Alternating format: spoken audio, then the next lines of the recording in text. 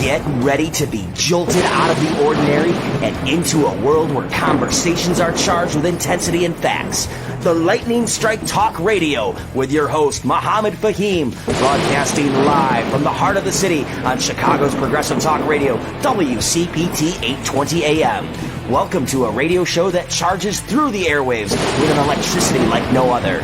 Here's your host, Mohammed Fahim. Good morning, folks. Coming live to you on the Lightning Strike Sunday morning, and I've got a full program scheduled for you today. We have also got our co-host, Read Bible, Dr. Sheila White, Mac Pitino, and joining us from today on our team is Chris Hilbert also. But I wanted to take a look this morning, folks, at the hidden cost, the economic cost of the Iran war. What is our president doing? He's also now threatening the Canadian Prime Minister with a phone call, 14-minute phone call, asking him to resign. So this guy is really lost it, folks. He's nuts. So while the world watches the explosions, the missiles, and the political theater surrounding the war with Iran, another battle is quietly unfolding. It is not being fought with drones or fighter jets. It's being fought in oil markets, shipping lanes, food prices, and family budgets across the world. The economic shockwaves from this conflict, folks, are already being felt from the Persian Gulf to the gas pump in America. I don't know if you have recently gone up to get some gas, but let us start with the most critical artery in the global economy now. That is the Strait of Hormuz. Nearly 20% of the world's oil supply passes through this narrow stretch of water between Iran and the Arabian Peninsula. By the way, it is pronounced as Iran, not Iran. Okay, it's like with an E, even though it's written with an I. When that choke point, folks, the Strait of Hormuz is threatened, the entire global economy holds its breath. And today, tanker traffic has slowed dramatically. Insurance premiums for shippings have soared. Some producers have already cut output. Oil prices have surged past $90 a barrel, pushing gasoline prices higher almost immediately. And here is the reality many Americans are only beginning to understand now, okay? Wars in the Middle East, folks, are not just geopolitical events. They are inflation events. When oil prices rise, everything rises. Transportation costs rise, food prices rise, manufacturing costs rise. The World Bank has warned that a severe disruption in Middle Eastern energy supplies could push oil prices toward $150 a barrel and shave trillions of global economic output. This guy didn't think anything through, folks. He just listened to what his master was telling him and just jumped in with both feet. That is not just an energy crisis now when oil is going to hit $150 a barrel. That is a global recession waiting to happen. And the damage is already spreading beyond oil now. Air freight costs between Asia and Europe have jumped nearly 45% as regional airspace closes and cargo routes are disrupted. Thousands of flights in the Middle East have been canceled. Supply chains are tightening. Electronics, pharmaceuticals, and industrial components are all caught in the crossfire. And for Europe and Asia, which depend heavily on Middle Eastern energy, the impact could be severe. China, India, Japan, and South Korea import vast quantities of oil from the Gulf. And higher energy means economic growth slows and higher inflation across the global economy. What about the United States, though? Okay, ironically, America now produces more oil than it did during the previous Middle East conflicts. So the U.S. economy may actually see some gains for domestic energy producers when prices rise. But for American families, the effect is simple. Higher gasoline prices, higher food prices, higher heating bills, and more pressure on household budgets. Meanwhile, the Middle East itself faces an even deeper crisis. The war threatens not just oil facilities, folks, but critical infrastructure such as desalination plants that provide drinking water to millions across the Gulf states. Imagine cities in the desert suddenly losing access to water. That is how fragile the region's economic system really is. History teaches us something important about wars in the Middle East. They rarely stay local. The 1973 oil embargo triggered a global recession. The 1990 Gulf War shocked energy markets, and today's conflict carries the potential to disrupt not only energy, but the entire global supply chain. So when we ask about the cost of war, we should look beyond the battlefield, because the real bill is paid in ways that rarely make headlines: at the gas pump, at the grocery store, and across a fragile global economy already strained by inflation and geopolitical tension. This is not just a war in the Middle East, folks. It is an economic shock that could reshape the world. And we are only in the early chapters. I have written a Substack post on this also, which I'll be sharing after the show today. So be sure to check out our Substack. Be sure to go to our website, tlsradio.com, to check out on what's happening. So it's about 12 minutes past 8 o'clock, folks. So we'll take a quick break and come back on the other side of the break with our Person of the Week. And Dr. Sheila White would be introducing our Person of the Week today. We'll take a quick break and see you on the other side.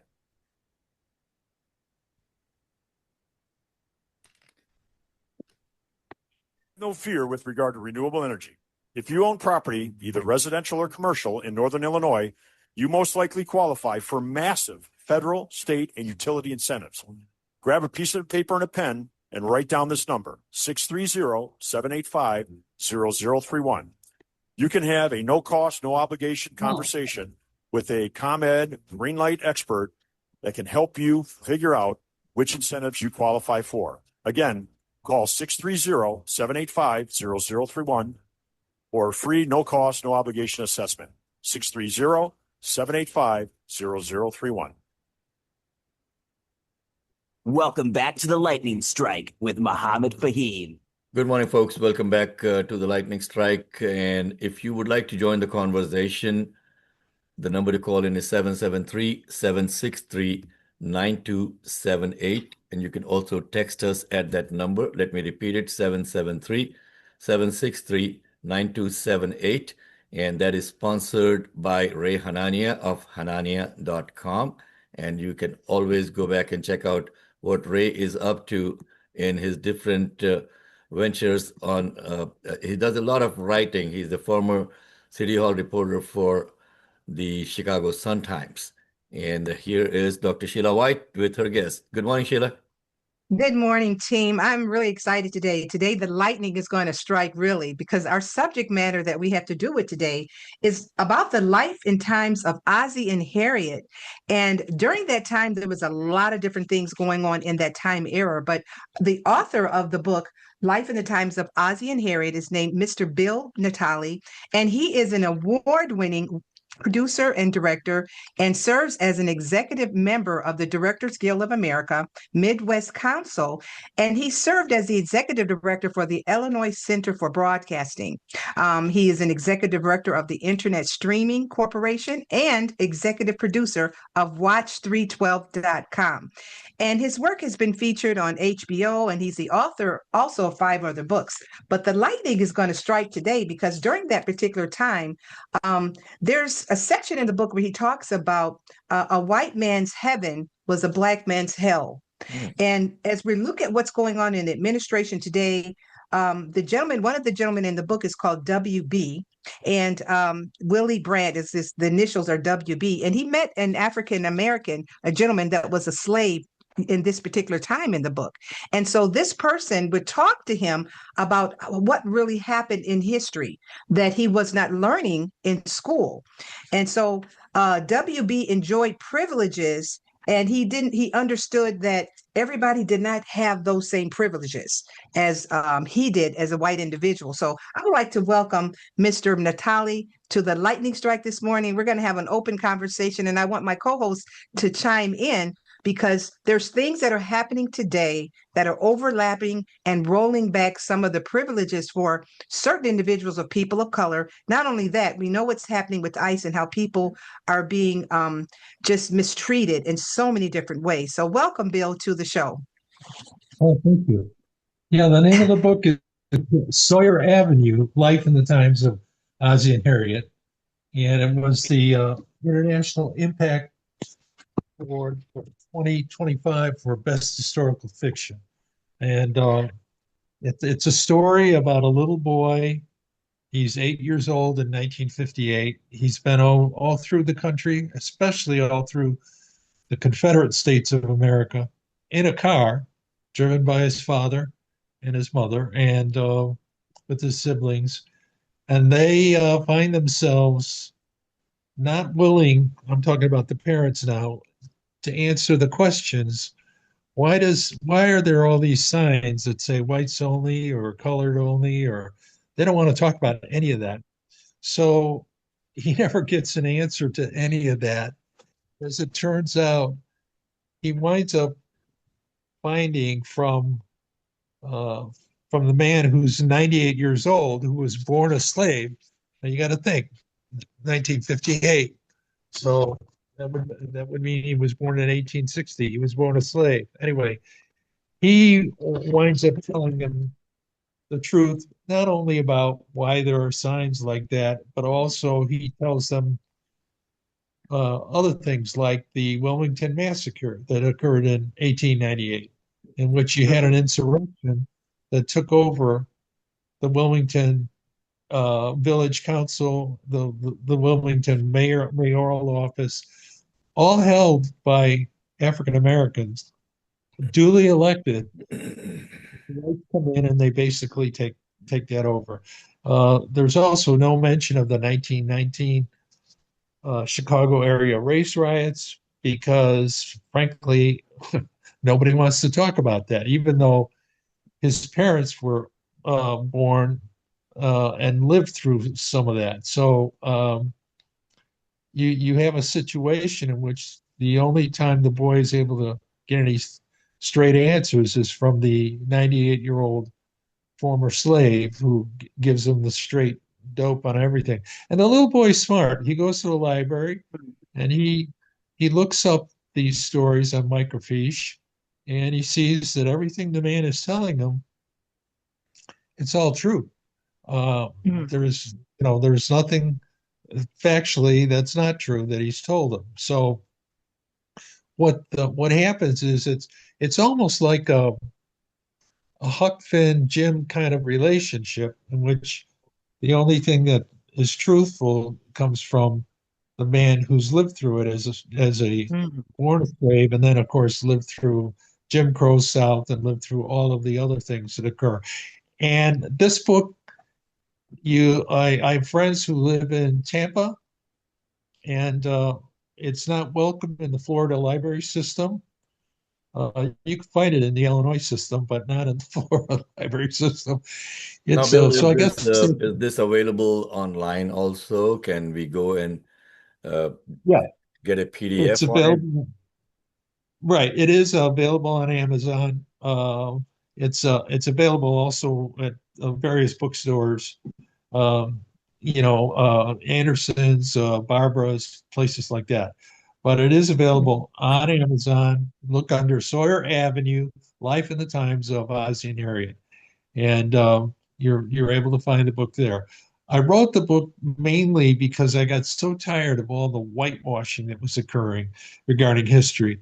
And I never, ever would have expected that the Smithsonian was going to have to take down photos that depicted President Washington. That's our current administration and president driving that bus, Bill. Have you thought of doing an audiobook on this? I have not at the moment because I've got another book that I just finished the manuscript on called The Dog Park. By the way, this was my 7th book, so really it's the first one. Well, I shouldn't say that. Murder in Moscow was an award finalist in a number of categories. with a number of writing competitions, but this is the first one that's ever actually won the prize for best historical fiction. So So, anyway, it's you're right. It is the current administration. Not only that, but that's been reversed because of a court, although they're Mhm. appealing that. What was he trying to block? He was trying to block the fact that President Washington owned 420 slaves.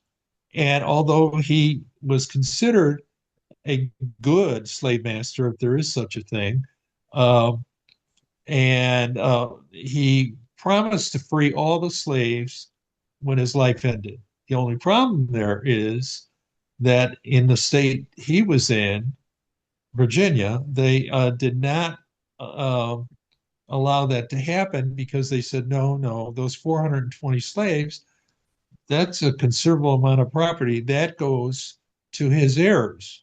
And none of his heirs were willing to give up the slavery because 420 slaves, that's a lot of money. I mean, that would Yeah. probably be today, I don't know if it'd be a billion, but it'd probably be about $500 million worth of, as they put it, chattel or property. So, Yeah. and the other thing about our first president that nobody, or at least Trump doesn't want anybody to know, is that he actually had a slave run away from him, a woman. There's a book on this. It's actually an excellent book I've read, and Mhm. he actually sent two of his representatives to go find her, and he tried to keep it out of the press. Once it hit the press, then he stopped the pursuit, and she was able to get to Baltimore without too many problems. And from there, she was able to make it north and finally to Canada. Yeah. But this is our history, and Yeah. it's not going to do anybody any good to try to whitewash it. It is what it is. Let's just like accept it, and then we go from there. well, And thank that's why I you wanted you to so come much for on, joining, Bill. Bill. Yep. Yeah, I just wanted him to come on because what's happening now, we know what's happening in the administration in reference to subjects like this. And I don't want people to forget not only history, and it's not just African American history, it's history of the Spanish. It's a lot of people that have come here from other places, and they all have a history. We all have a history. And so I think that the books need to reflect the true history, and it should not be erased. Anyone's history should not be erased because it's who they are. So thank you so much, Bill. This is an important subject, important topic, and very good read. Okay. Well, I would appreciate anybody listening if if they happen to know the mayor or they have contact with the mayor, that they know this is a book that should be in the Chicago Public School library Mm. Well, system. we'll make sure that the mayor gets to hear about this, Bill. We all have Yeah. contact with the mayor. Okay. Thank you so Yeah. much for Good. joining us, folks. You are listening to the Lightning Strike. I'm your host, Mohammed Fahim. Our guest, our person of the week today was Bill Natali. I'm sorry, I'm Mhm. stumbling over my tongue over here. And thank you, Dr. White, for bringing Bill on the show with us. And we got State Senator Karina Villa joining us shortly, folks, to talk about who she is and how she is going to be making a difference in our lives over here. Good morning, Karina. Thank you so much for Good joining us. morning. Thank you. It's a beautiful sunny morning today. I'm so excited to be here. Well, one of the things that I look for is when I get up in the morning, if it is not raining, it's not snowing, and I could put my feet down on the floor and get up, Yeah. it is a good day. Okay. That's right. That's right. And Karina, how's the campaign going?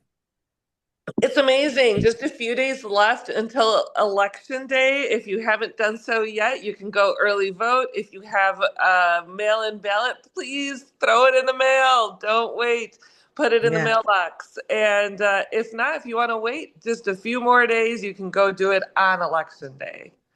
Well, folks, one of the things that Karina is referring to again is don't wait till the last day to send in your mailing ballot. They have changed the rules, and you got to get your mail-in ballot at least 2 or 3 days ahead, right, Karina? That's right. That's right. We're suggesting to people that they do it by the 10th, but really, get it in early. Also, you just don't know what can happen. Get it in the mailbox as soon as possible. Just don't wait. Okay. And folks, Karina was also our guest recently at an iftar, breaking the fast party that we had in Bolingbrook with the Arabian American Chamber of Commerce. And thank you, Karina, for joining us at that event. I hope you had fun. Oh my goodness. I've been to so many iftars. It's been so amazing to break the fast with many beautiful people from different parts of the state of Illinois. Really, that's been my favorite part of the campaign trail, is actually going and meeting with people in their own communities. Many pastors of the Southlands have included me and invited me into their churches on Sundays. And that too has just been so beautiful, because I truly believe that politicians shouldn't be the kind of person who leads from behind a desk or from an ivory tower. I was a school social worker for 15 years. I didn't lead from behind a desk then. I was out in the community. I was going into the students' homes to see what was going on. When they weren't in school, I would go to their house and knock on the door and see why they weren't coming to school. When I became a state representative and COVID hit, I didn't wait. I went out and I got vaccines from the local pharmacy to vaccinate thousands of people in my working class community because they could not wait. They were still going to work. They were told that they were essential workers. And during my Senate term, when Trump's monsters came into my community, I wasn't hiding from behind my desk. I was in the street. Well, let me tell that story, Karina. Let me tell that Yes, story. please, Okay. please, Mohammed, yes. So Karina was coming out of a meeting and she was in her pumps and everything, and she saw the ice goons in Aurora, and she ran after them. She ran after them, shouted at them. Okay, I think you're muted again, Karina. The only state legislator, the only politician who confronted ICE right to their face. And thank you so much. This was not like running ads saying, "I'm against Trump's ICE." Well, somebody who's running those ads, right? Okay. I do. Okay. So, folks, if you have any questions for Karina, you are welcome to call in. The number to call in is 773-763-9278. Let me throw back to Mike Patino on our team to see if, Mike, you got any questions for Karina? You got any suggestions how to get the vote out? We need to get her elected, man. Yes, we certainly do. Good morning, Karina. I'm so happy to see you again. Hello, Mike. I'm spreading signs everywhere for you out there, and just went all over McHenry County the other day. I was just wondering if you could tell the listeners what really is the main difference between you and your competition. Not that you really have competition. Thank you. So let's rewind and tell everyone I'm running for a statewide seat. So first of all, anywhere in the state of Illinois, when you go vote and you ask for a Democratic ballot, you'll see my name on the ballot. A lot of folks have been wondering about that. So the statewide seat that I'm running for is Illinois State Controller. Susana Mendoza is the current person in that position, but she decided not to run for re-election, so I decided to run. The reason why I'm running, the main reason, I was telling you earlier that I was a school social worker for 15 years. My students and the working families of the communities that I was working in are the reason why I'm running for this seat, the reason why I've done everything I've done since I left my job as a school social worker. I believe that budgets are moral documents. I believe that the line items, when they're slashed in order to balance budgets, I see my students' faces. I see the families that it's impacting. So as controller, I would be the person to decide in what order to pay the bills. With this uncertainty coming from DC, with the uncertainty person in the White House who, at a will, just says we're not sending this money anymore to Illinoisans. Mhm. We're not funding education anymore. We're not funding special education services, or we're not sending money for housing anymore. That's what's happening right now at the federal level, and that's trickling down into the states. So I will pay the bills in the order of the people who need it the most first. The biggest difference between me and my opponents is this. They believe that they want to just do the job. They have said that they're going to just do the job. In other words, sign the checks and go home and call it a day. I have said that I am going to be fully transparent about what's happening here in the state.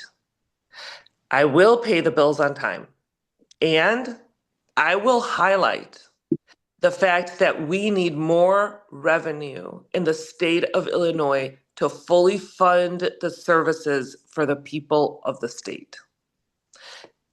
How do I suggest that happens? We need to tax the billionaires and the corporations that are getting tax vacations right now from the Trump regime.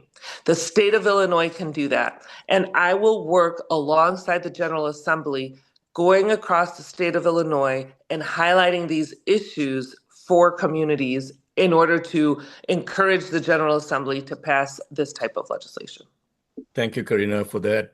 Dr. White, you got any questions for Karina? Yes, definitely I do. And we know how much things are just a mess everywhere. But how did you modernize the state's financial systems to reduce waste and improve efficiency? Because we know in the past what's been happening, especially in Illinois.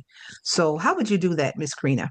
I want to make sure that departments are able to communicate with each other. I want to make sure that, most importantly, the people who work for the state of Illinois are able to get their payments first. There are still archaic ways of filling out paperwork that they need to fill out by hand, their gas mileage. I mean, why are we doing this? This is wasteful, it's complicated, and if folks have fronted their own money, they need to be paid back in a timely fashion. You don't need to be, someone in a corporation to get the attention of me as the controller, right?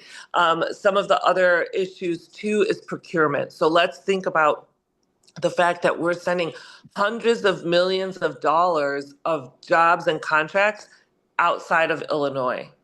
We need to make sure to streamline this. We need to make sure that our business owners of color, whether it's from the Black community, the Asian community, the Latino community, if it's women-owned businesses, we need to open the door for them to come and do business here with the state of Illinois. But a lot of times these business owners are like, we don't trust the state of Illinois to pay us on time. We don't know how long we're going to have to front this money. This contract is $5 million. Well, for some, $5 million, they can wait for a long time for that payment. But these small businesses in Illinois should be given preference, right? Because if we have these small business owners in Illinois getting these contracts, then we're keeping the jobs in Illinois, we're keeping the money in Illinois, instead of sending it to Indiana and to Wisconsin. There's contracts with companies in Texas here in Illinois. Why don't we find a way to streamline that for the business owners here in Illinois? Thank you. Okay, and we have Reed Bible, who joins us from Henderson, Nevada, Karina, every Sunday. Reed is a former Will County board member, a special supervisory agent for the Department of Homeland Security, and also an immigration attorney. He's a regular member of our team. Reed, you got any questions for Karina? Yes, I do, and good morning. Welcome back to the show, Karina. I asked you this the last time, but for those who didn't hear it the first time, your answer to it, I want to know, does the comptroller have any authority to at least temporarily impound any of the state funds? The comptroller, so the state funds, instead of sending it to DC is the question? Yes. So that would need to be done via legislation. And so I have been working with Senator Adrian Johnson, who is looking to introduce a bill.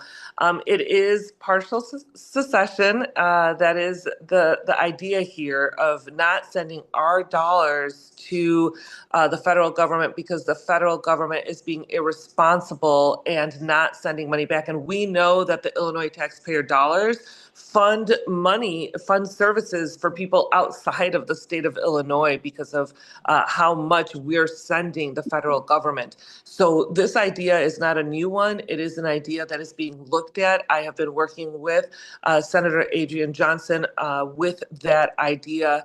And if it gains traction, I would be more than happy to follow through with that. One of the things that we need to also look at is this idea of procurement. I spoke a little bit about procurement earlier, but one of the things that we need to look at is, are there companies that are doing business and gaining profit from ICE? Are there businesses that are doing that right now that we are contracting with the state of Illinois? And what are the avenues for us to not continue to fund those, to re-sign those contracts? So we need to make sure that we're putting our money where our values are. This is another thing that we need to be looking at. Finally, the state of Illinois is currently investing in Israeli bonds. And reinvesting. In fact, I believe in February, the treasurer reinvested in Israeli bonds. There's another date coming up in November to determine whether or not we're going to continue another chunk of that investment. I believe as the controller that I'm kind of like I wouldn't say partnering office with the treasurer's office, but it's like the checks and balances with the treasurer's office. My voice will always be that we should not be investing in Israeli bonds. I will use my voice as the controller to speak up and speak loudly against the investment and the continued investment of Israeli bonds. So, Karina, we got Chris Hilbert also joining us from today on our team. She's been working in the background for a couple of months now, and Chris is joining us from Dallas, right? Chris, if you can unmute yourself. I actually live exactly in between Dallas and Fort Worth in a tiny little town called Euless. Okay. It's just south of the airport, DFW airport. So, yeah.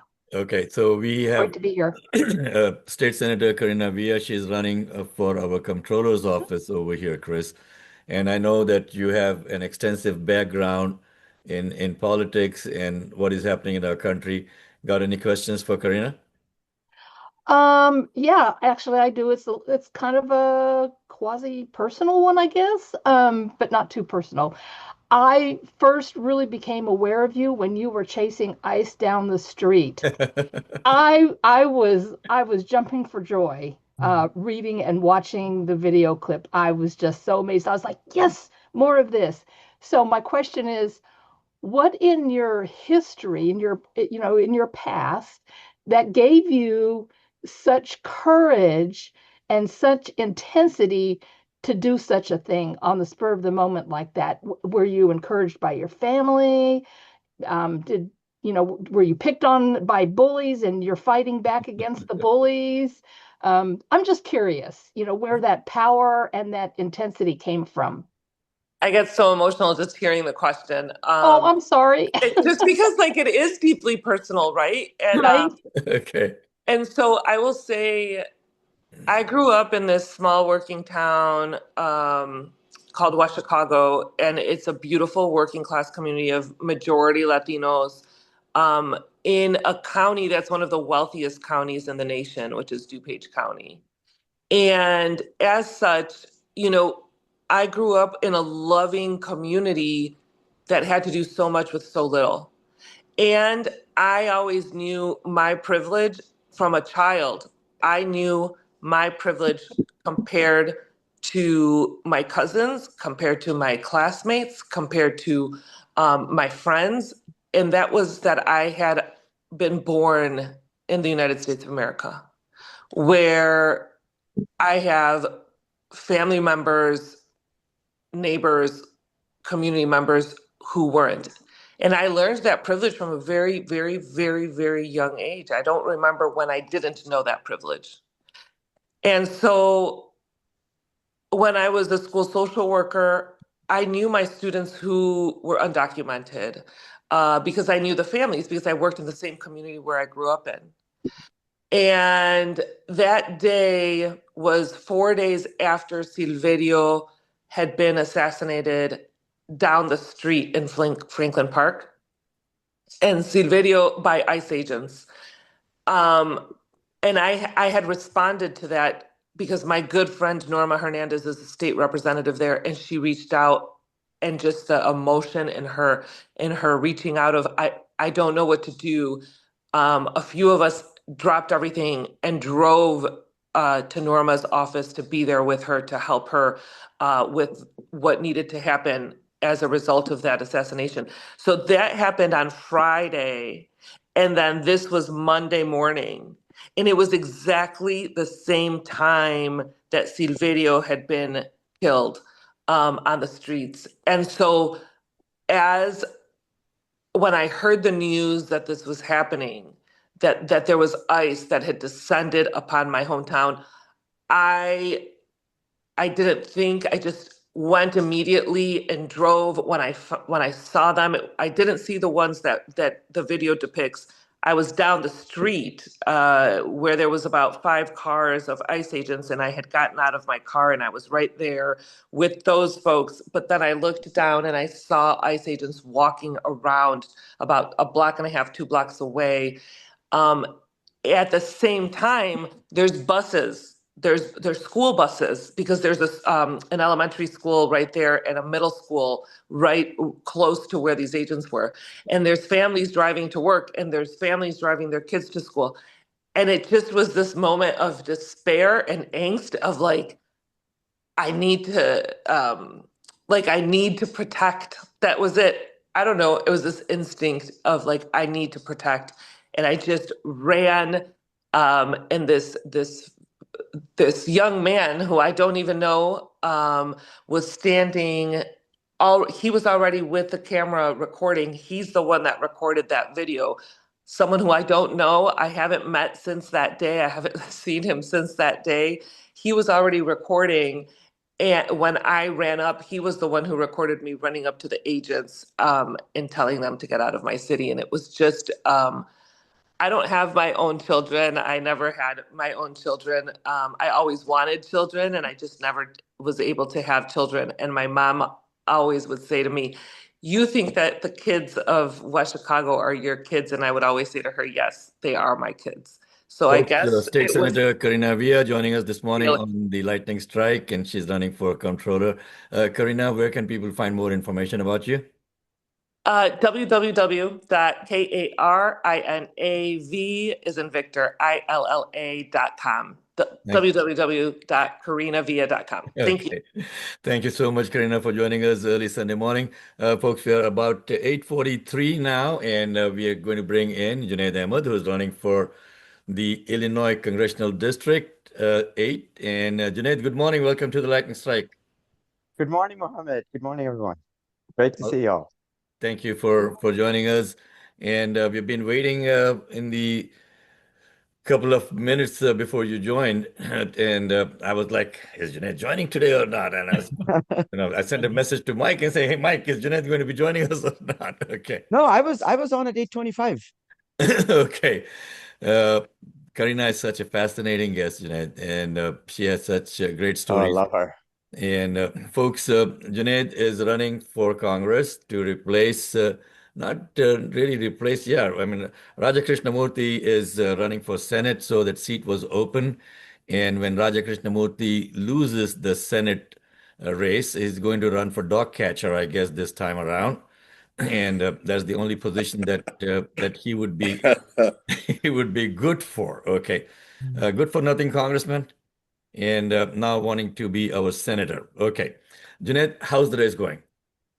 Race is it's going great. I mean, we are talking to people. We are at the doors every day, at the metro stations in the morning. Things are looking positive. On the other side, obviously, other side doesn't like it. The dark money sources doesn't like it. Crypto doesn't like it. AI dark sources don't like it. And guess what? APAC has spent now put in a total of 5 million. You include all the other sources, you're looking at about 8 million total against us in this race. This race, Mohammed, it's a race that is between the people and the ones who want to buy this race. You have Melissa Bean, who's simply just walking into this race with the mindset that, yeah, I'm gonna buy this race. Why are you guys even around? That's the mindset that she had when she came into this race. And then I think reality hit at some point, much more different, approach now. But regardless, if you live in the 8th district, you see that you're cluttered by mailers, like 24, 25 so far. Every day, people say they're getting 2 mailers at a time. But people power will overcome everything else. Well, I certainly hope so. And folks, by the way, Melissa Bean does not live in the 8th district. Okay. Yes. Not that you have to live in the district in order to run for the district, but that shows you she does not have roots. Okay. She was a congresswoman for some time over there, and then she lost and moved on to some, you know, corporate supporters that she was supposed to be overseeing as a congresswoman. She got a job with them. And that is the history of someone who wants to represent people in the 8th district. Reed, you got any questions for Junaid? Oh, I'm glad that you're on. I guess my main question would be, can you run down for us briefly your top 2 issues that you would want to pursue when you get to Congress? My issue, like just talking to people at the doors, the number one issue that, kind of seeing from day zero and kind of continues on is affordability here. I mean, things are constantly getting more and more expensive. And when we say affordable, like, healthcare, like basic issues, affordable childcare, that's something, honestly, when we came into this race, that was not at the forefront, at least in my mind. But as I'm talking to hundreds of people, I'm seeing that the young families are really struggling. But Reed, first, we have to deal with the menace that's in DC right now, the wannabe dictator trying to kind of, honestly, a year ago, in my head at least, I wasn't thinking that there's a real threat to a 2028 democratic elections. Now it seems like if this guy stays, around in this mindset, it's a real issue. So we've got to protect our democracy, and it sounded like a cliche back then. It's coming as a real fear at this time, and that's something that's at the top of the people's mind here. Well, let me bring in Dr. Sheila White and see if Sheila has any questions for Junaid. Yeah, boy, this is really something, in light of the threats to voting rights, Junaid, and also election integrity, democratic norms. One of my questions is, when you get into Congress, what steps would you take to safeguard democracy? Because what you said is so important. Look, there's a lot that needs to be done. We have to codify that. We're able to protect the voting rights. The Citizens United, that is killing us right now. I'm proud to say that I'm endorsed by End Citizens United. We have big money from across the board that is coming into this race, and in districts, North Carolina 4, New Jersey 11. I mean, there's a long list that we can count here, unless and until the big money stops and people have the right to go back and to the ballot votes without any of fear, and I think that's our issue that we're dealing with. And this district, Dr. Sheila, what we're seeing is such a microcosm of what's happening across the country here, right? They allow people, to take the opportunity of people's voting right away from them, then throw in unlimited big money, and then get a small minority of the people who are just watching TV, who are going to going to do no research, and then go vote based on name recognition. I think that's what is at stake, and that's what we're seeing shooting from the rooftops here. The first thing I'll do is to codify that people cannot, take away our rights to vote. Folks, we are talking with Junaid Ahmed, candidate for Congress in the 8th Congressional District. If you want to join the conversation, the number to call in is 773-763-9278, and you can hear the frog in my throat. So I'm going to throw it back to Read Bible. Read, you got a further question for Junaid? No, well, just a really quick follow-up. Sounds like you were talking about being very interested in impeachment proceedings against Trump when you get elected, as well as working on child care, free child care. Am I correct on that? And your top two issues? No, those are two. I don't know. I have multiple top twos, but one thing I'll add there is the reverse the tariffs, because reversing the tariffs is going to be critical. This piece of glasses that I have, the person told me that I am paying almost $200 more than I'd pay otherwise. Yeah. So we have to reverse the tariffs because people are struggling in this district, and our money is being sent overseas. So Reed, I have so many number ones and number twos here, but I think impeaching Donald Trump is going to be one, and reversing tariffs is going to be the other. So yeah, like I started out. I started out the morning with my monologue on the economic cost of this stupid war that our president has got us into. It's going to be huge. It's going to be huge. Everything is going to go up and up and up. And now we got our boys coming home in body bags. And this person who is sitting in the White House, I don't even want to give a title to him, says, yeah, we might have more people coming in body bags.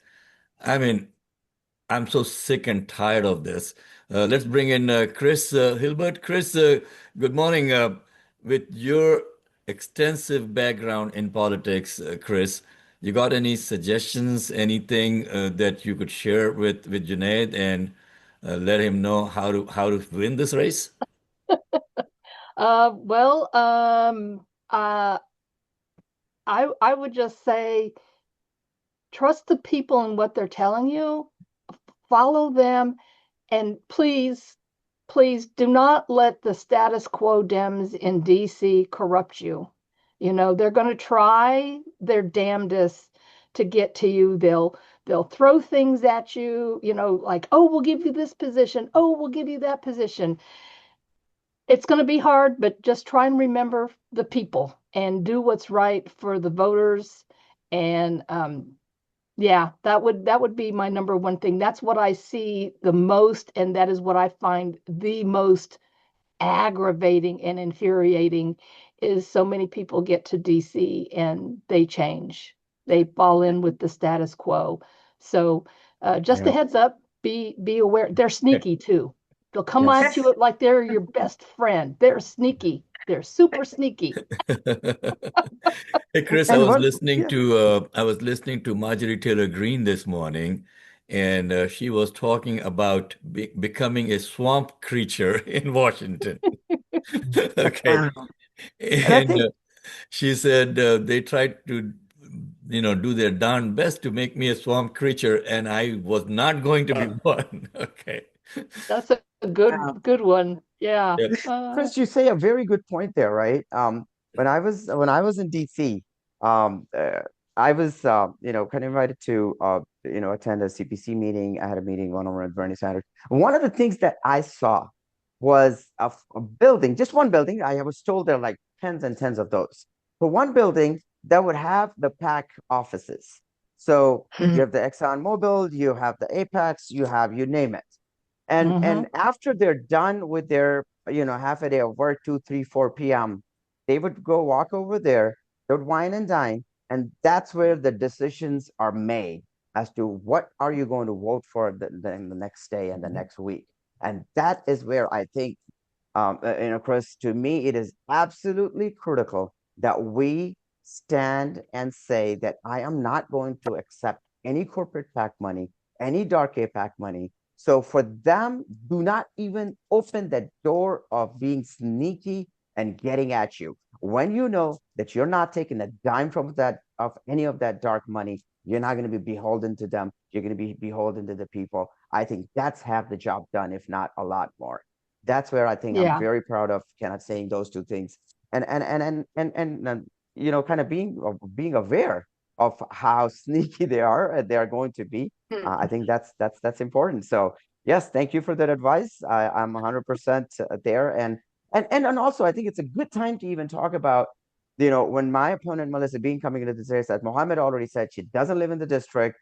When she left Congress about what 16 years ago, she was a congresswoman almost 2 decades ago. She left Congress 2011 January, and she was part of the Finance Oversight Committee. Guess what she does after she leaves? She takes on the job of a CEO in that same industry where she was supposed to oversee. CEO of Right. Mizro Financial, then you know, senior VP at JP Morgan Chase. Come on, now after 16 years, all of a sudden you love the district, you want to come back with completely being missing in action. Now you want to come back and you want to please your billionaire bosses one more time, your Epstein class one more time. The people of the 8th district's got to know that that is not an option. Illinois' 8th district is not going to be on sale. And that's where I tell this one thing to the voters. Every time you could get that clutter mail from Melissa Bean. Oh, by the way, they know that APAC money is so toxic that they don't even use that name anymore. They go in with Wow. the name, they go in with the name of elect Chicago woman and many other different names. And then that's the TV ad. So anytime you see a Melissa Bean ad, my dear friends, just know that it is being funneled by dark money. And that's where I think it's important for the voter education. Hopefully our audiences kind of take that to the people that you know within their circles, that any time that you see Melissa Bean on TV, know that it is being funded by dark money. That's critical. Well, Yeah. that is so important for us Question. to know, I folks. just have And one it's, question, Mohammed. go I just have ahead, one Sheila. question for Junaid. How would you protect the civil rights and due processes for asylum seekers and mixed status families? Because this is an issue with borders control and things along that line. I would even take a step back, Dr. White, here. I say we need to abolish ICE first, because what is happening is, to even answer your question and talk about how we can move forward in a positive manner, how before we talk about, or in parallel as we talk about a comprehensive immigration reform, what we're dealing with is we have gone back decades where we are seeing the masked men. And we have to start with that first. 20 years ago, we did not have ICE. We were still a law-abiding nation. I think there are ways to implement laws in a humane way. We can get back to that basic humanity first. Abolish ICE. And you know, there was an ICE detention center here in McHenry County, northwest of where we live. As a citizen, we were relentless in Trump 1.0, which seems like a golden era compared to what's going on right now. And we were successful in shutting down an ICE detention center. I think that kind of relentless organizing needs to happen to shut down ICE and legislations. Now, for asylum seekers, what we need is a long-term solution to the problem that we're having, which is, I'm an immigrant myself. My dad came here. So I know the pains and the struggles of a typical immigrant family, how my dad worked 2 jobs. Now, to make it worse for someone who is seeking asylum for some sort of an oppression in their home countries, now we are making it so difficult for mixed families there with different statuses. I think what we need is a comprehensive immigration reform. We need election judges that are going to be taking these cases as a priority and focusing on these issues and making sure that if there is a mixed family there, they're seeking asylum, they go through a due process. Well, Junaid, thank you so much for joining us. We got about 30 seconds to finish out the segment before we go to the top of the hour and NBC News. And in the second hour, folks, we'll be joined with Byron Sexto Lopez, who is running for Congress in the 2nd Congressional District, and also by Cenk Uygur of the Young Turks. And Congresswoman Marie Newman will be joining us with these 2 guests. And Junaid, in the last 15 seconds that we have, how do people get to know about you? JunaidForUS.com is our website. Check us on our social media platforms, Junaid for US or Junaid for Congress, but our website is JunaidForUS.com. Thank you so much for joining us, folks. You're tuned in to the Lightning Strike. I'm your host, Muhammad Fahim. We'll be going to the top of the hour for our station break now. And if you have any kind of questions for Junaid, feel free to go to his website. He is available over there to talk to you. And of course, early elections, early voting is on now. So please go ahead and vote. Don't wait till the last day to vote, folks. And also, if you are going to be mailing in your ballot, make sure that you get it in at least 3 to 4 days before the last day of election. March 17th is the dates for the primaries, and the primaries are going to decide who is going to be our congressperson come November. So please pay attention, learn about the candidates, and make sure that you elect the right person.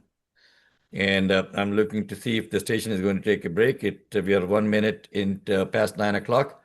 And as soon as the station takes a break, we will break off over here and continue the conversation on Facebook. So we are still live on Facebook while they're taking the break.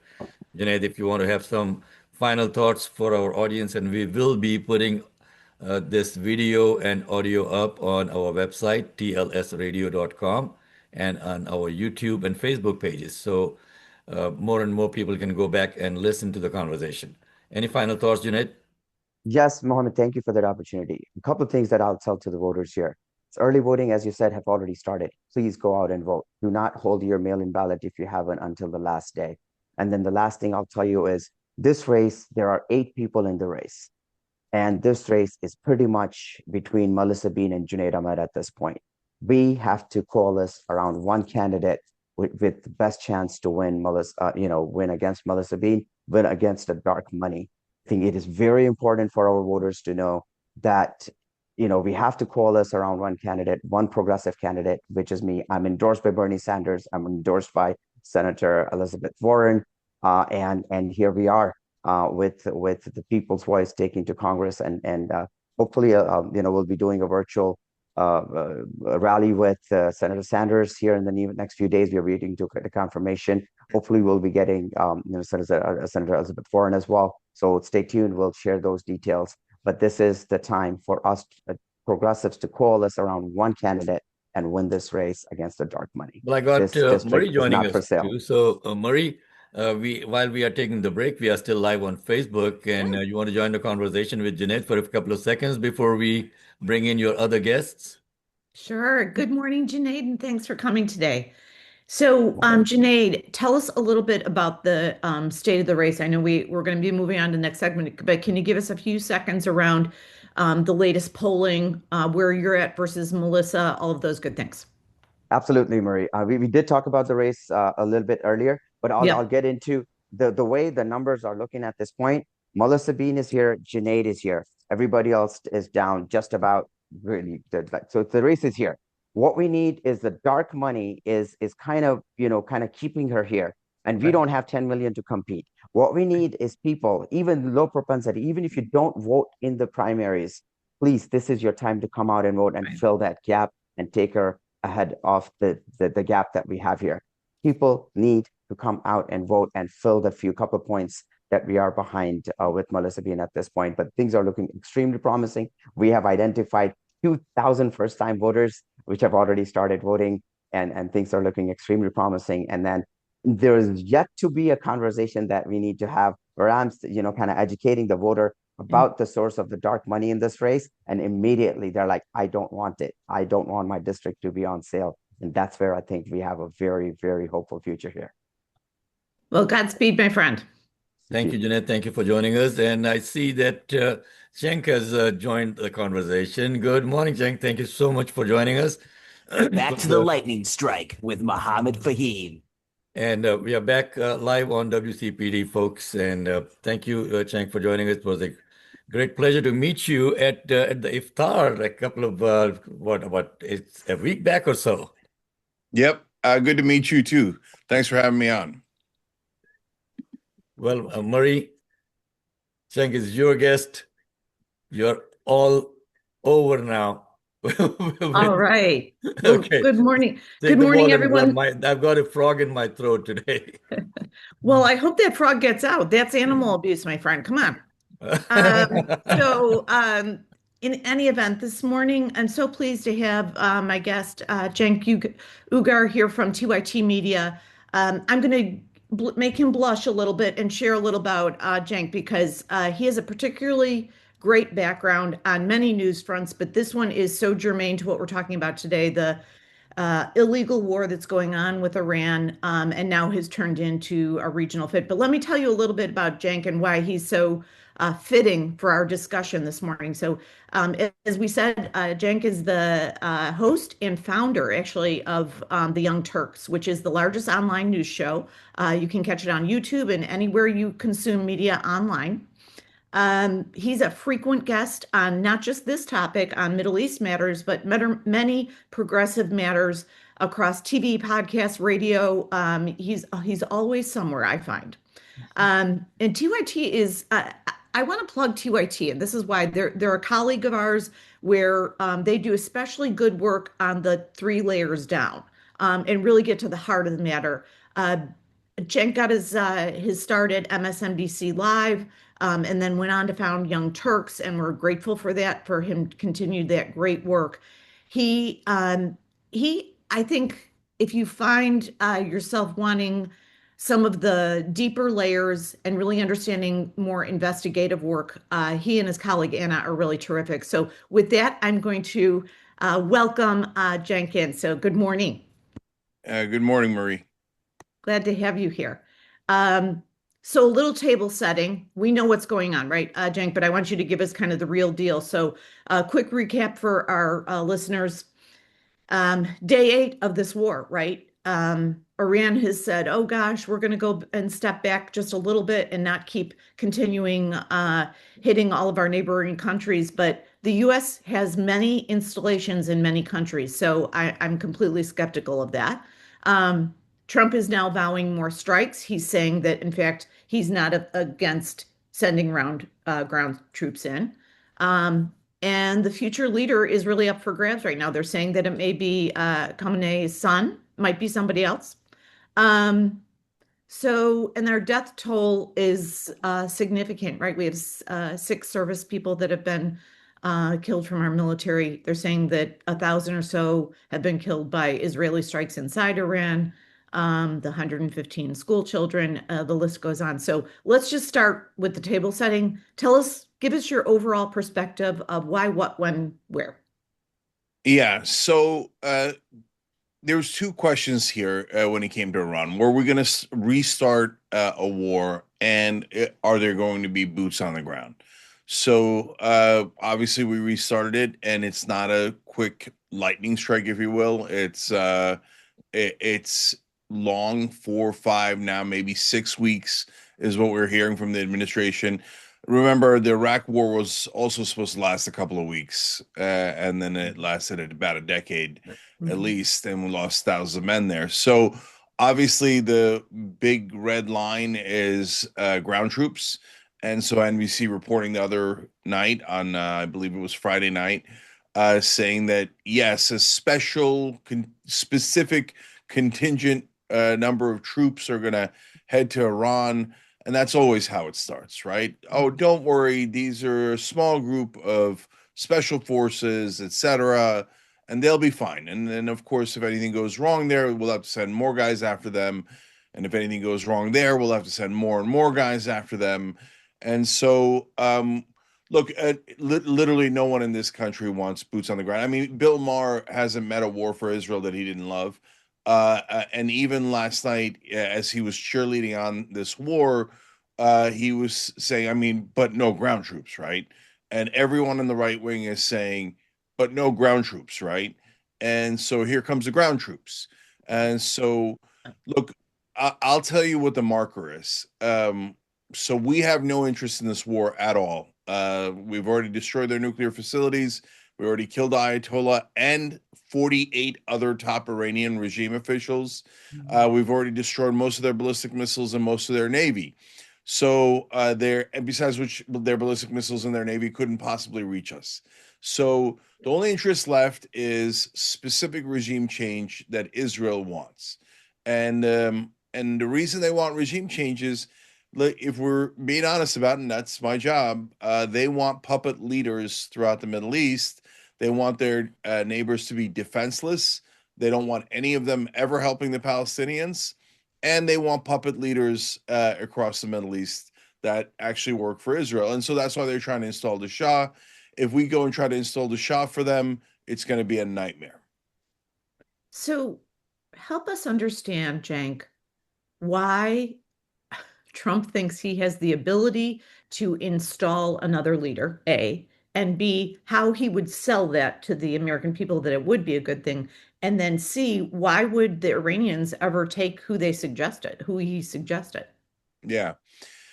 So Trump got this crazy thought in his head from his advisors on purpose, because they want to slowly reel him into not just this war, but apparently many wars, right? Mhm. So they sold him a bag of goods that everything's going to be like Venezuela. In Venezuela, we did some, I think it's still a terrible idea to go in. Why are we kidnapping foreign leaders? Just like the whole thing is devolving, all international law is devolving.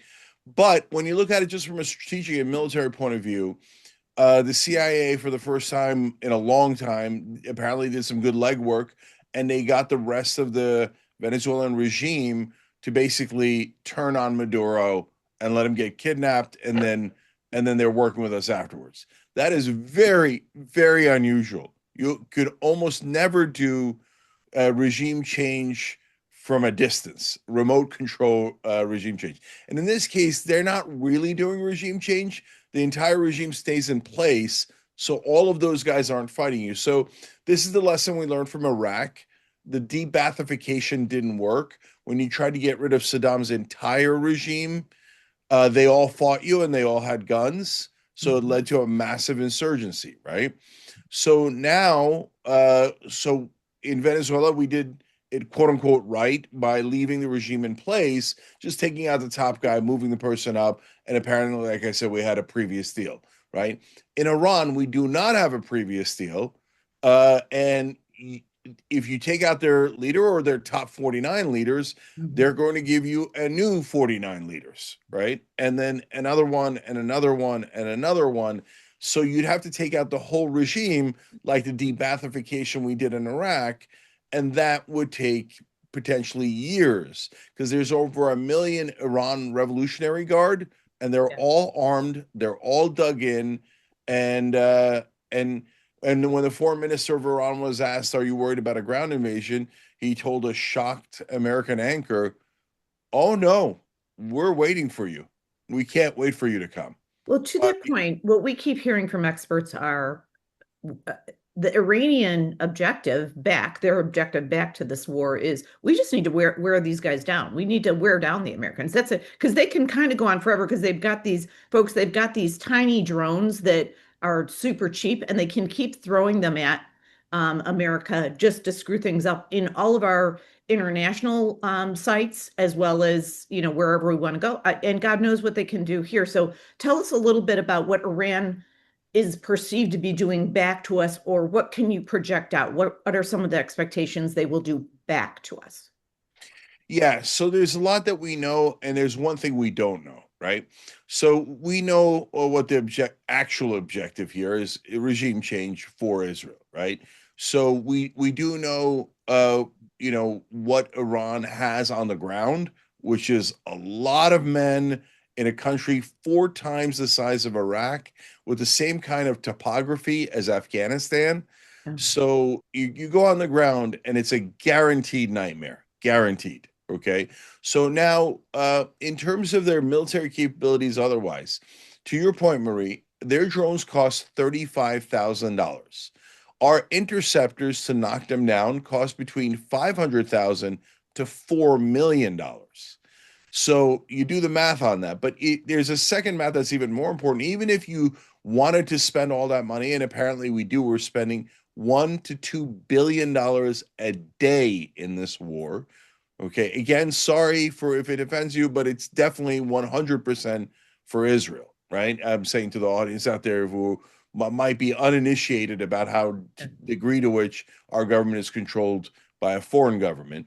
But even so, we're going to literally run out of missiles. And so I've now heard that the Iranians are using decoys just to get the US and Israel to waste their interceptor missiles. Yeah. And so how many drones do they have?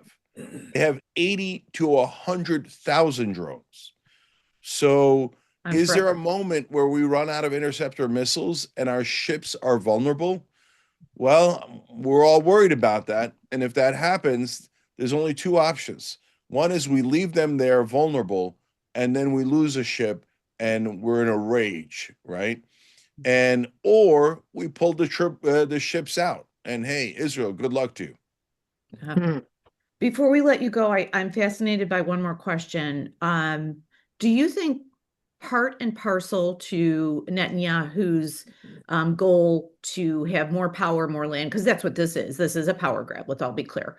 You described it as installing all of the puppet governments all over the place. Agree. Is it also a physical land grab? Does he think he can annex other areas out of this beyond Gaza? Yeah. Yes. So there is a Greater Israel Project. They almost everyone in the Israeli government has talked about it and said we're trying for it.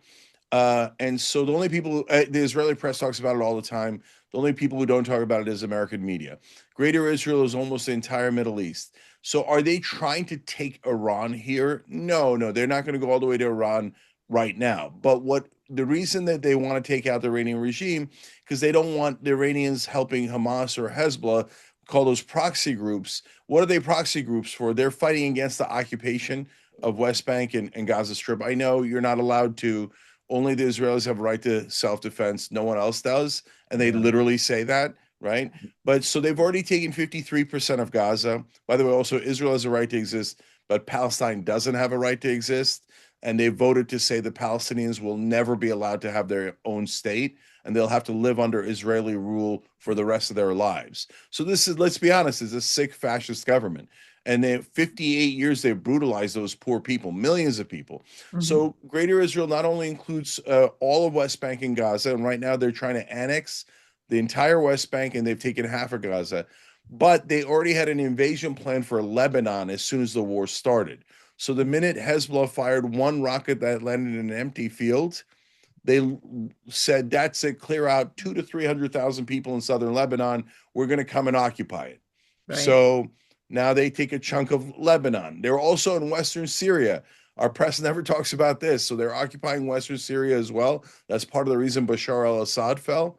So their empire grows and grows and grows while they continue to pretend to be doing self-defense.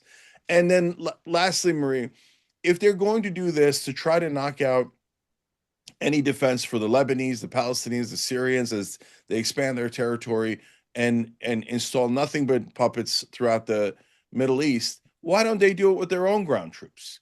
Right. But right away, the minute we start talking about ground troops, they're like, nope, we're going to send the Americans in to die.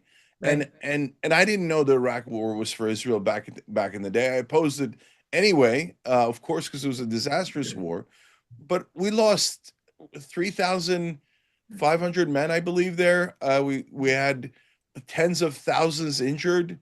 Why don't they fight their own war? I mean, I think it's a terrible idea to begin with, but if you think it's such a great idea to send in ground troops, send in your own ground troops. Why do Americans have to die for you?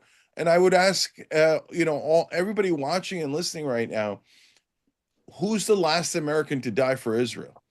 And how many Americans are we going to tolerate dying in this war that we have absolutely no interest in? And I keep saying finally, but it's so maddening because to your point earlier about Trump, he never even made a case for this war.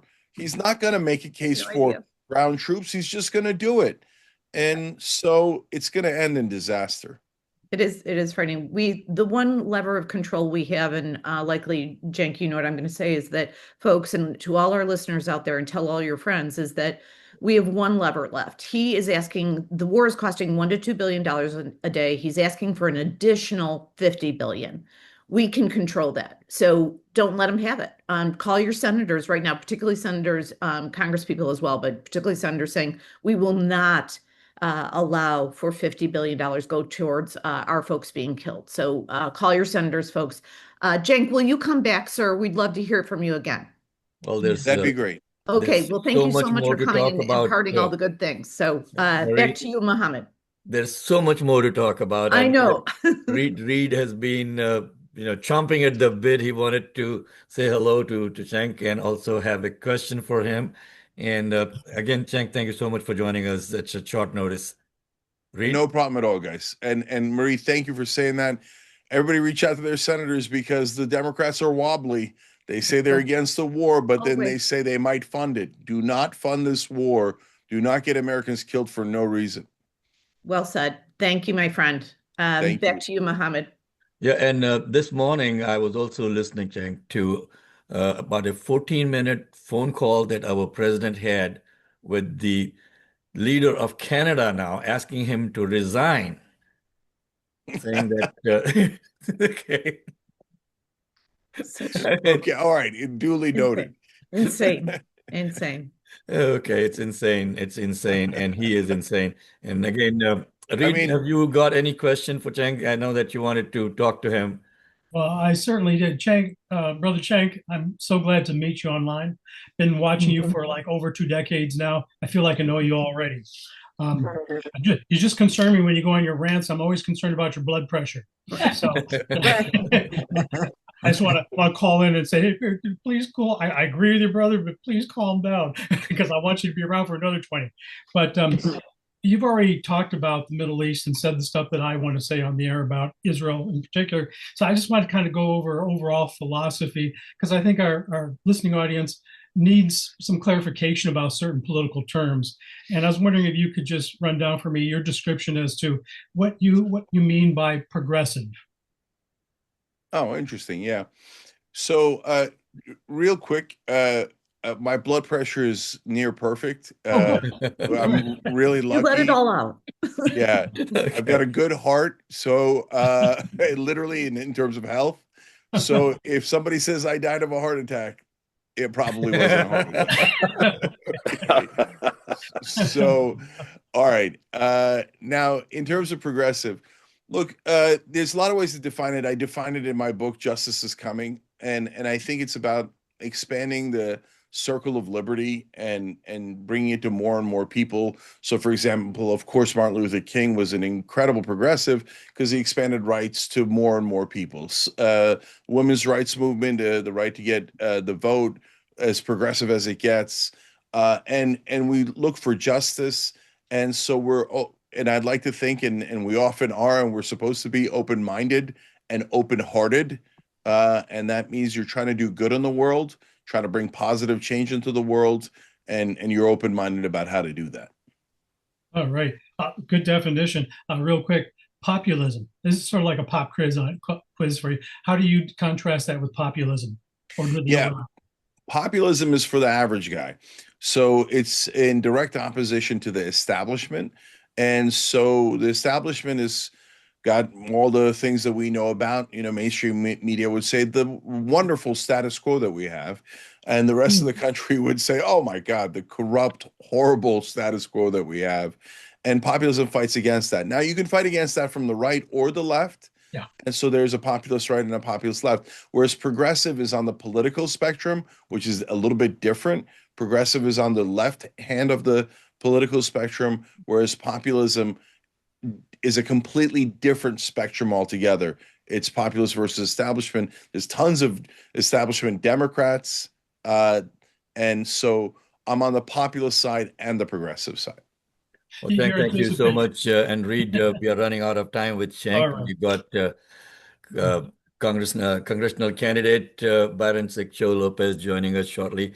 And Marie, thank you so much again for bringing in Cenk at such short notice. And anytime that you want to, sir, you are more than welcome on the Lightning Strike. All right. Thank you, guys. Have a wonderful day. Thank you. And let's go to Byron now, and I'm trying to see if I can ask Byron to unmute himself and join the conversation. Byron, if you could please unmute yourself, then we can get to listen to you.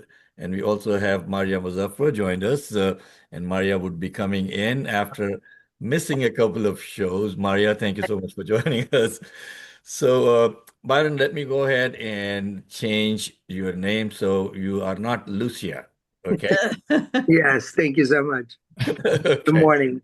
Good morning. Well, folks, we have Byron Cicho Lopez. He's the current alderman from the 25th Ward. But big news, and he announced this about a month and a half ago, that he's going to be running as an independent in Illinois 4, which currently is Chuy Garcia's district. So it's the southwest side of the city into the west suburbs. Byron, thanks so much for coming today. We so appreciate you coming.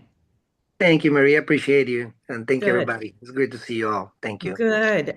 So I am sort of fascinated with this race, right? Is that Illinois 4 had some twisty-turny kind of Illinois political shenanigans went on as we went into the primary, right? So can you share a little background about why you're in as an independent when you typically run as a Democrat when you've been elected to office before? So go ahead and tell us the kind of the little story behind that. Yes, well, and thank you so much for the opportunity to be in the show. As you mentioned, I am the alderman of the 25th Ward. I'm also the Democratic committeeman in my community since 2019. And as we've seen the ferocious, atrocious attack of the pedophile billionaire class against our community directly, we've seen our community impacted directly by this administration. We were the first community that was attacked. Some of the first workers that were taken by the Trump administration happened in our district. And it happened, and this is the second term when we had to deal with this level of atrocities, dehumanization and criminalization. In that line, we also saw Silverio Villegas Gonzalez was murdered by ICE just blocks away in Franklin Park, blocks away from our district. So it's been a really, really difficult time. And as we are upset about these the handling not only of immigration, the handling of our country for quite some time. We also seen the response from the Democratic Party, the failure of our leadership, and we are continue to push to make sure that we protect our communities. And as we were dealing with these attacks, with mutual aid, with everything we can, then we learned that Congressman Garcia was retiring unexpectedly for many of us. We were tear gas. We have been, many of our communities are being arrested, families separated, and we really disgusted by the handling of all of this. So when we learned that Congressman Garcia had retired but has not told his constituents, the people who he has the responsibility to tell, not his inner circle, not 75 people who circulated for him, but the people who he represents, all the residents, every single resident in the 4th Congressional District that is upset with these billionaire Nazi pedophiles, but also how the Democratic Party is not fighting for us. So in that line, it was adding insult to injury when we saw that he was retiring and allowing without primaries. And we have seen this picture before, when there are no primaries, when we saw in the DNC, and now the dissection of that election, how it went. No primaries, no discussion on the genocide, no discussion on immigration. When there's no debate, who suffer the consequences are communities like us. So when we saw that the anointment was given, only one person is effectively in the Democratic primaries. Even though many, there's a lot of great people. There's now at least 3 independents in that race, not only me. So after a few months of discussions with our community, people calling to ask us to take a stance, to stand up. If we're going to fight for democracy that oftentimes has never existed for communities like us, it has to start at home. So when the anointment was given, I think there was the time where we had to say, this is the moment where we are got to organize the community. We got to organize our communities to have democracy at home. We cannot fight against those who rigged the elections by rigging our own elections. Now, there's another congressman in the Republican Party who's done something, someone from Colorado. So we cannot normalize these practices. It suppresses the vote. It suppresses our ability to represent ourselves. And ultimately, what we've seen, we are in the 4th Congressional District, the lowest voting turnout in the whole state, while we are the ones who are I likely have a lot more to lose. In our district, the 25th ward has the highest voting turnout in the whole 4th congressional district. So elections matter. Elections matter because we got to do more to make sure that our next generation comes out and organizes as well. So that begs the question, Byron, and I've never had to do this, being a former elected, but you have a big job ahead of you. So let's talk about that job. So you have to collect more than 4 times as many, signatures on your petitions as part of the independent election process. So in the state of Illinois, folks, we have during primary time, right before primary time, it's usually in the October to December period. Democrats and Republicans, as running for Congress, have to collect somewhere between 2,000 and 3,000 signatures usually, and a lot of them get more than that so that they make sure that they're safely on the ballot. However, for the independent party and independent elections, it's very different. Byron, can you share that process and how onerous it is? Yeah, thank you so much. That's a very important question, and it talks about how undemocratic our practices are. So if you are in the Republican or we are Republican or Democratic nominee, you need about 680 signatures. If you run as an independent for the same position, you will need 10,816 petitions minimum to be able to get to the ballot. Makes it very difficult to get on the ballot. But also, if you have circulated by any other candidate before this election, you cannot circulate. You cannot collect petitions for an independent. You also, if you have competing petitions, those petitions can cancel each other out. So you got effectively 3 independents trying to circulate 10,000 petitions at minimum. The maximum are 17,000. But we are up to the challenge because we believe that to protect and fight for democracy, that's what's going to take. So we're more than happy. We are already in the first week, and we collected over 1,000 petitions. So we feel very optimistic about the power of the people. Well, that's great. Now, I understand that there's some other folks running as independent. Now, Mayor Getty of Lines, is he running as a Republican or an independent? He's running as an independent. Interesting. He's running as an independent. Also, and there's another independent. So there's at least 3 independents. Mayra Macias, Chris Getty, and I. And I think it shows, that when we've been talking to people, the discontent and the frustration by this maneuvering, who basically pretends to put an anointment in a moment where we are fighting for no kings, no bosses. Congressman Garcia has been in multiple occasions in the No Kings rally. And I think that we need to be consistent with those values. We want no bosses, no kings. That is the way to organize our people. And I'm glad to see more people challenging this. I think in that we agree. And I think what we have to propose are ideas at debate. And in this case, I think that we are the only elected official with a progressive track record of fighting for immigrant rights and for progressive values for 7 years against the same billionaires that rigged elections and tried to divide to conquer. All good points. Byron, what are you hearing are the top issues in Illinois for right now, and how are you different than your opponents on those issues? Well, I think it is very clear that we have an affordability crisis. We see how these senseless, cruel, illegal, illegitimate wars are raising the cost of living for all Americans. This is not the doing of the immigrant community, as Trump tries to scapegoat us.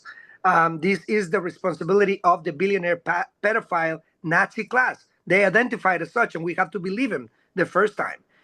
We also have been the only office that has been fighting these billionaires, and this machine politics. We took Michael Madigan all the way to the Supreme Court, challenging these practices of using even campaign contributions that are getting from those who appeal taxes. He used to have a very profitable tax appeal law firm, while they also were making the laws, right? And they use campaign contributions to defend themselves for the corruption cases that were multiple cases have been brought up. So we took him all the way to the Supreme Court. We've been fighting corruptions. We've been fighting for the affordability. We've been fighting property tax hikes every single year. And we also been proposing solutions as the millionaire surcharge that now, vast majority of people in Illinois supports a minimum surcharge. So millionaires pay their fair share, and I've even confronted J.B. Pritzker, Governor Pritzker, on this, so that we cannot continue raising property taxes while the super rich billionaires and corporations get subsidies. We also have tax, or rents are going up, so like in New York, we come with the same movement. Governor Pritzker also promised to lift the ban on rent control so that we can have tax relief for those who keep their rents affordable, like it happens in New York and in other places, so that we have relief for small homeowners who keep the rents affordable. But today, those subsidies are given to the super rich corporations and hedge fund companies who keep units empty to claim subsidies that we have to pay. So this is the moment for unity, but also to build coalition across suburban and urban areas. Affordability is a huge problem. Also, masked individuals who terrorize our communities and are getting paid by taking access to medical care, while taking money from public education, for SNAP benefits.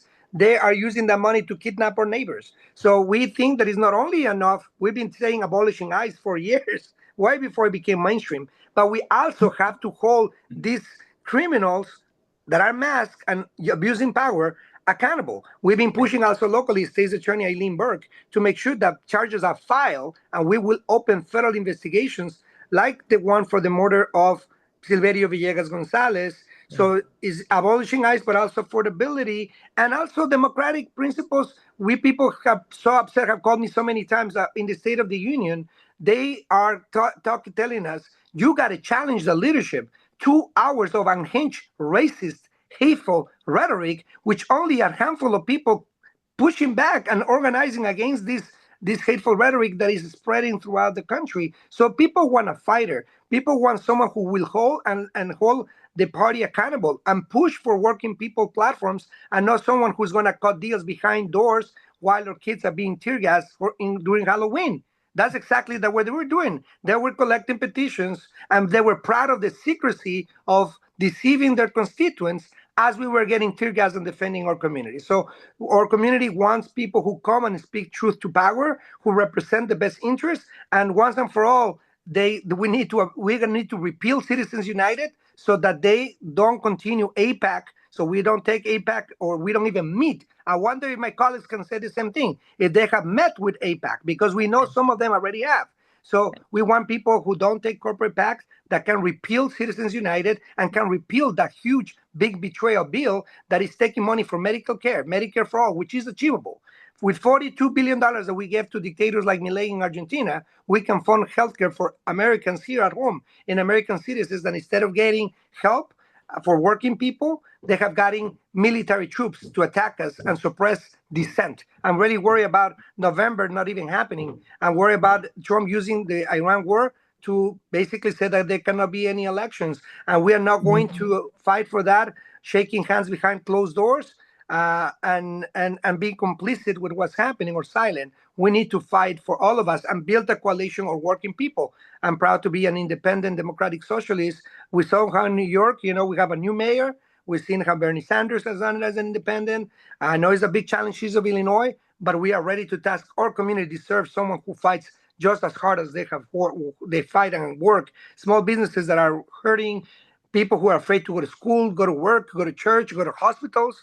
We cannot normalize this, and this is the time for us to stand up and stand up together. Hey, Byron, thank you so much for your passion. And I've got Reed in the sidelines over here wanting to ask a question, but Mike Patino has raised his hand, and so has Maria Muzaffar. So we'll go with Mike Murray first, and then we'll go with Maria. And we are running a little bit late on Maria's segment, folk, but as soon as we finish off with Byron, we'll bring in Maria for her segment.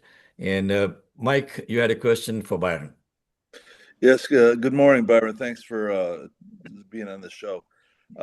You're a great fighter for the head tax. I really appreciate your work on that. Big supporter of Brandon Johnson. Hopefully, you're not going to have to give up your seat as alderman when you run for this job. Is that something you have to do? Well, it is a possibility. It is a possibility. The first threshold is getting on the ballot. My goal is to collect 17,000 petitions, and we make decisions democratically. So in June, we'll have to make that decision. This is my second term. I done everything I could to build coalition with the mayor. We want to build coalition with working people. It is important. And again, as a chair of the Housing and Real Estate Committee, there's a lot of work that needs to continue to make housing as a human right. So we would probably make that decision after the petitions are collected. Our goal again is 17,000, and I'm very excited. I think we will send a strong message then, and democratically with our community, we'll make a decision then if they want me to continue. But I intend to win this race. I think that I feel very optimistic at the doors. I feel very optimistic with the small donors. And this is going to take. I know it's an uphill battle, but I've been an underdog before. And as underdogs, I think people in this climate want to see this fight. And I'm here to win this election. I'm focusing on that at this moment. And I will make a decision, in June when we are on the ballot. So, Thank you. Thank you. Maria has a question for you, and I'm so glad that Marie brought Byron on, Marie, because remember that when Chuy Garcia, pulled that slick trick, I had gone. I was the first person to criticize what Chuy did. I'm losing my voice. Maria, go ahead. Thank you, Byron, and thank you for your leadership and everything that you've done as an alderman. And I wanted to ask you specifically about Congressman Garcia's transition into this category of making slick moves, because for years he has run as someone that's counter to establishment, and he's also been an openly progressive, and the community recognizes as such. And so I wanted to know, why do you think, number one, why he did that? And secondly, what was his response when he was confronted within the community? And it could be in small circles or large circles, because I think people are actually surprised in the transition that he made, and he made this decision. Yes, no, thank you. That's a great question. I think, I know that he shared that he had personal reasons, and I think that's, of course, understandable. Health or family matters. What is not okay is to claim that we have progressive values, right, but act as a boss, right? This is exactly what Michael Madigan and other people have done, like to appoint and select or anoint their successor. That is not democratic. And I think that what bothered me the most is the response have continued to dismiss this as a big issue.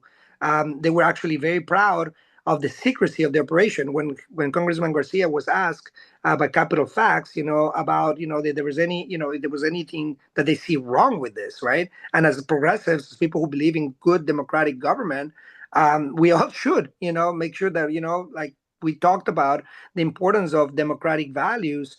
They were very proud about the secrecy. In fact, he was mentioning about how he since the weekend he kept looking at his phone to see if anybody has found out.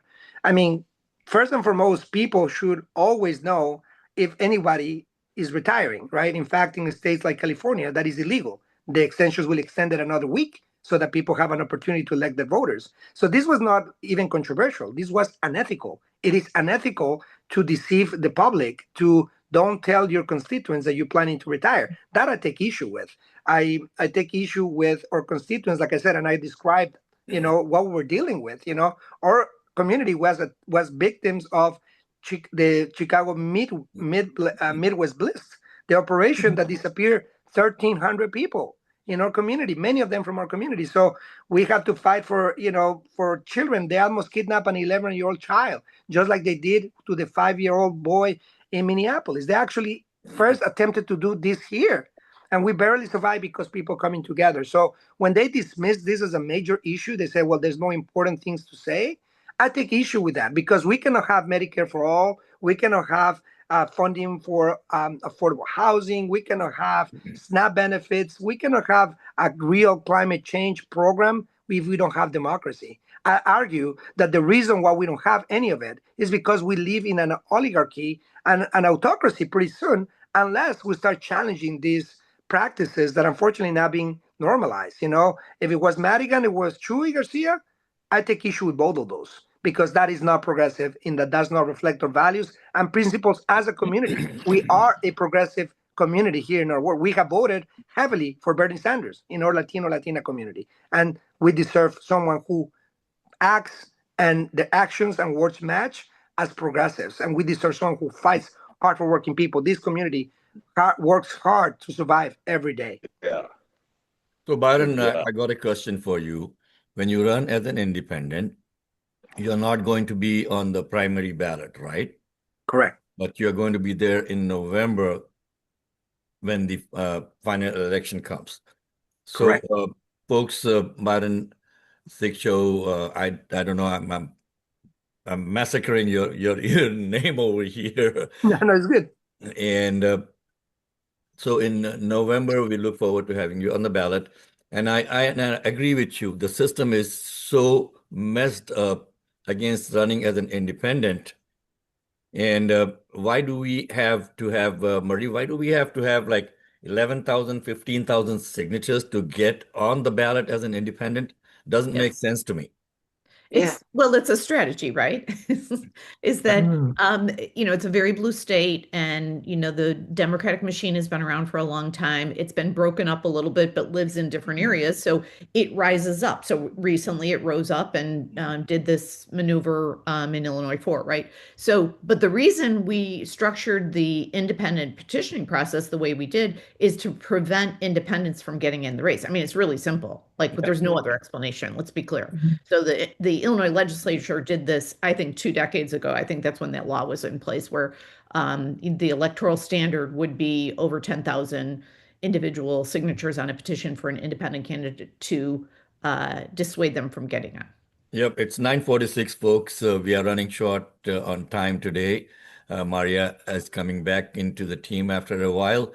So we got to get her segment in before we close. Reed and I were going to talk about a couple of things, but I guess we will continue that conversation for the next week. Byron, how do people get to find out about you? So you can visit our website, B as in boy, is bslforcongress.com. You can also visit our social media and Instagram, Facebook, bslforcongress.com. And thank you again for giving a platform for independent democratic socialists. I do feel excited on the doors, and I feel excited building a movement for working people against the billionaire class, the only minority destroying our country. Absolutely, and I hope that you succeed. Folks, you'll tune in to the Lightning Strike. I'm your host, Mohammed Fahim, with my co-host, Marie Newman, Maria Muzaffar, Reed Bible, Mike Patino, and Chris Hilbert is also joining the team, and of course, Dr. Sheila White, who has been with us from the beginning. So, Maria, what's on your mind? What is the echo chamber that you want to break for us today? Well, first of all, I want to say the echo chamber should recognize that it's very, very difficult for someone such as Byron to run against an appointed individual from an incumbent that actually is celebrated within the community. And I think it just shows, even though Congressman Garcia is so celebrated in the community, that Byron is someone that believes so much in the democratic process, and I think it's so critical because a lot of people would not do that. They'll say, yeah, we got to fight the bigger fight right now. But if we lose the process and we lose the legalities, then we lose everything. So I just wanted to echo how impressed I am that he took that move on. I did want to bring people's attention, if it hasn't been brought in, that there is a young girl named Miss Nakwi that was traveling with 4 other girlfriends, and she was going through different parts of Europe. She's a U.S. citizen, and she was detained at O'Hare Airport for the evidence of irregularities in travel, meaning that she went from different European countries with her friends.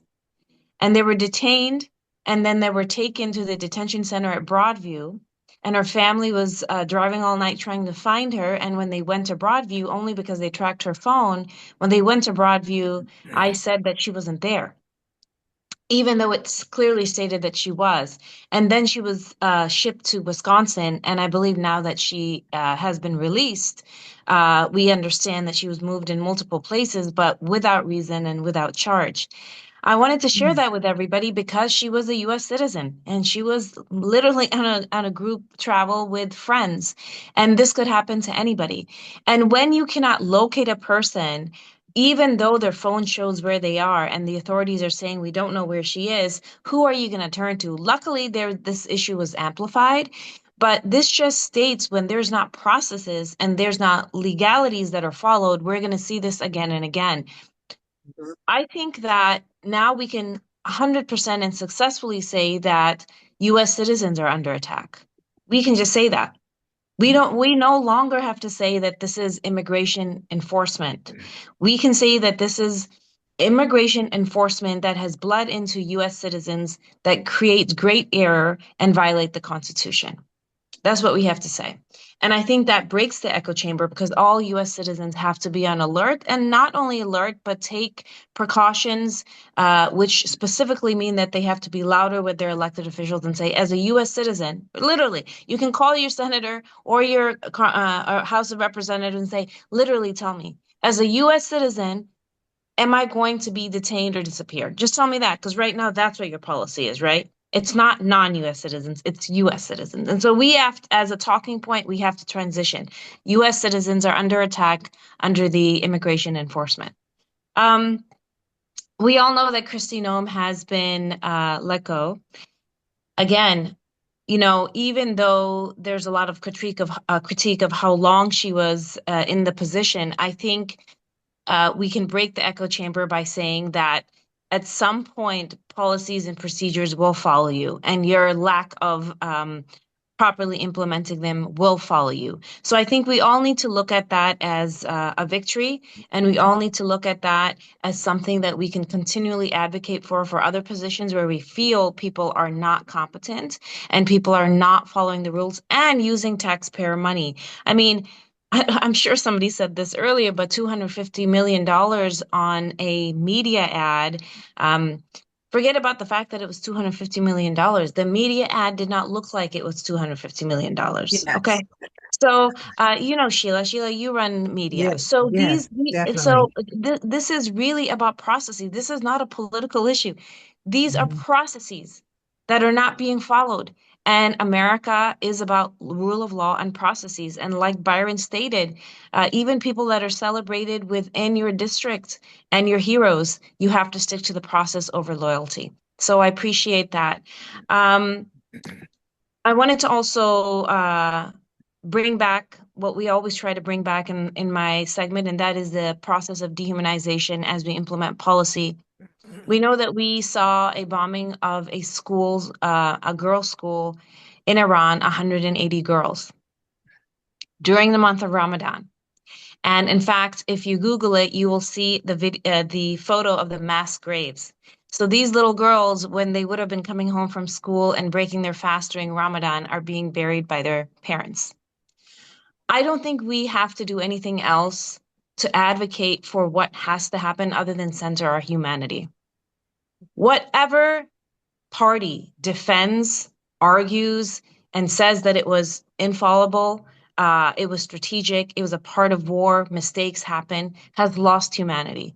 And we cannot be in any conflict without humanity. And I think it's pretty, unfortunately, brilliant that the world gets to see that example as the first casualty, 180 girls, because you can't argue it, right? That is kind of setting the tone for the conflict altogether. And I want to go back to when Secretary Rubio stated in his address in Germany about why the Western Empire had fallen. And he had stated that one of the reasons it had fallen was because there were anti-colonial revolts around the world. And it was time to understand that we can have that Western Empire again. That address was seen as glamorizing colonialism. And when you glamorize colonialism, you are comfortable with 180 girls being bombed. It goes hand in hand, because the fact of the matter is that colonialism talks about taking away other people's rights and seeing them as less than you. That's actually what it is. Going into other people's lands, taking their resources, and seeing them as less than you. So I think that we can see the implementation of this and the support of this on the attack on Iran is that it's an expansion of a romanticized version of going back to colonialism as a way to spread power. As far as the attacks on Dubai and Doha and Bahrain and Kuwait, I will say this. As countries that are home to multiple nationalities, multiple ethnicities, multiple religions, I was in the UAE actually a couple months before, and I had asked a Pakistani taxi driver who doesn't have much of an income. And I said, you tell me, how does it feel living in the UAE? He's not living in a luxurious place. And he said, I would rather be here than any other country. Because if someone disrespects me verbally, if someone lays a hand on me, a citizen of the UAE, that person is fined or this person is moved out of the country. There are policies against speaking about different religions and different ethnicities and disrespecting them. This is the culture that is created in the Gulf states. This is why so many expats live there. And I think what we will see and people will start realizing is that there was an envy, and there is an envy of how thriving it was and how beautiful it was for different nationalities. And now the narrative is forced to change. And when that happens, you have to be able to connect the dots. And I think that what we're going to see is people are going to push back on that. And even foreigners that are living in these countries will say this was a creation that worked. And it didn't work for people who want colonialism, and it didn't work for people who don't believe in multiculturalism. And I think that is the biggest takeaway we should take. Well, thank you so much, Maria. And Marie, great program today. And thank you so much. Cenk was a pleasure to speak with. And also, Byron, I love his passion. Yes. I agree. Yeah, I love his passion, and the system needs to change. The system needs to change. We need, Marie, you need to unmute yourself. I can just hear you. I can see you shaking your head, and I'm like, oh, she wants to say something. Okay. Sorry, I did Okay. that because when I didn't want to disturb Maria, and thank you for that, Maria. That all of those points are, folks, those points are so critical. Please listen and learn. Absolutely. My only comment is that we do have to start standing up against the establishment, and this is my my advice for. We're primarily in the Midwest. For all your Midwestern voters out there, please understand two critical points. We have people being assassinated in the streets that are both citizens and non-citizens, and documented, undocumented, by an autocrat and by a domestic army called ICE. That's one. Two, we have people dying in the Middle East that are our sisters, brothers, moms, dads, and kids for an agreement across two autocrats. Those two autocrats are Bibi Netanyahu and Donald Trump. So anybody that is playing footsie, any candidate, any elected that is up for re-election that is playing footsie with AIPAC, the pro-Israel lobby, or playing footsie with ICE, do not vote for them, or we will have more of the same. We want fighters like Byron, and there's a long list of great candidates in Illinois and in the Midwest. Vote for them. Do not vote for folks that are playing with AIPAC or with ICE. Well, thank you so much for that, folks. It's 9:58. We got a couple of minutes to finish off the show. And today we were joined by State Senator Karina Villa, who is running for comptroller. We are also joined by Junaid Ahmad, who is running for Congress in the 8th District. And there is something wrong with my throat, so I'm going to mute. Okay. Congressman, I have a quick question. Sure. Is there Congress have a responsibility for the mortality rate of these soldiers? I mean, how far does it have to go? Just real quick. Well, there is no, sadly, no guideline. Because there was no guideline going into this war, right? So we don't know what the objectives are. We don't know the exit strategy, and we don't have any kind of guardrails on what will withstand. What we can do, and I'll say it again, folks, is call your senators and tell them to not fund this war.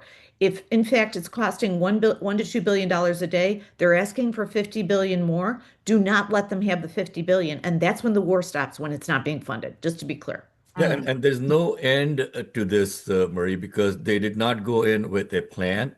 No. And our liar in chief was sucked into this Bibi Netanyahu has been trying for the past 40 years to bring America into this all-out war in the Middle East. None of the presidents fell for it except for our hamburger-eating president, who has absolutely no idea about what he got the country into.